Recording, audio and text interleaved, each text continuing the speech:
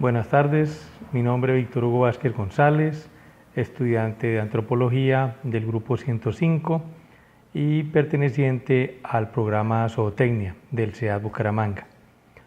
Hoy vamos a exponer el concepto de cultura para los antropólogos. Ahí tenemos básicamente el tema que tiene que ver con la cultura y la definición de cultura en términos generales dice que son los comportamientos propios del ser humano. Esas conductas del ser humano son muy diversas y son adquiridas por las diferentes personas a través de generación en generación. La cultura es el aprendizaje que se da al interior de las sociedades y ahí nace entonces el otro concepto, el concepto de sociedad. La sociedad es un grupo de personas que trabajan por un fin común y la idea es conseguir a través de ese fin las pretensiones que ellos desean sean materializadas. Esas sociedades generalmente a través de la historia se ubican espacialmente en un territorio definido. Y de esa manera entonces podemos establecer ya como una especie de diferencias entre cultura y sociedad. Y podemos decir que cultura es el modo de vida de un pueblo y la sociedad es un grupo de personas que tienen ese mismo modo de vida o esa misma cultura. Eso pues como para ir haciendo una relación entre los términos de cultura y sociedad.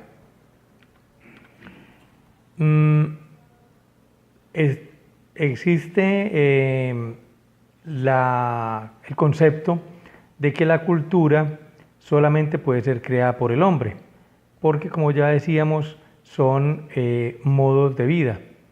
Entonces, las especies animales, aunque pueden vivir en sociedades, como el caso de algunos insectos, las abejas, las hormigas, no desarrollan elementos de cultura, porque sus acciones son instintivas. El hombre es el único que puede desarrollar elementos de cultura precisamente porque son especiales y específicos de la raza humana. Hay entre los antropólogos dos corrientes bien diferenciadas que corresponden a ese concepto de cultura, y es el de los materialistas y los mentalistas. Los materialistas sostienen que la cultura es el comportamiento observado y los objetos materiales que facilitan la adaptación de un grupo de personas en un entorno determinado. Mientras que por el contrario los mentalistas consideran que la cultura como tal es algo abstracto, es un conjunto de normas que son las que determinan el comportamiento de las personas en ese medio determinado. Podríamos decir en términos generales entonces que la cultura es un tipo de conducta característico de la especie humana. Se adquiere por aprendizaje y se transmite de individuo a individuo a través de las generaciones. Hay unos elementos básicos propios del concepto cultura. Entonces, ya habíamos dicho que esos comportamientos específicos de un grupo de personas son los que definen una cultura en particular. Esas culturas por lo general son modelos únicos que solo corresponden a esos grupos poblacionales. Todas esas grupos de personas interactúan unos con otros y entonces eso permite que la cultura pueda sufrir cambios precisamente por la interacción entre los grupos, por condiciones de medio ambiente o por las diferencias internas que surgen entre los grupos, entre los individuos del mismo grupo. Cada cultura tiene sus propios medios de comunicación, su forma de relacionarse y a la vez de comunicarse. Por esa razón, las reglas dentro de cada grupo de personas tienen cierto grado de permisividad, o sea, son flexibles y eso hace que las culturas vayan evolucionando. Cada cultura se transmite de generación en generación por elementos específicos, lo que normalmente conocemos como las tradiciones.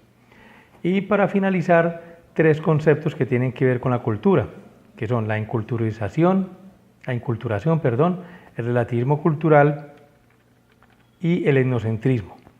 La inculturación es la forma en que se transmiten los conocimientos de generación en generación. Se hacen durante toda la vida, se aprenden desde niños, se conservan durante la adultez y en la vejez se transmiten a las generaciones más jóvenes. Todas las culturas han sufrido procesos de inculturación.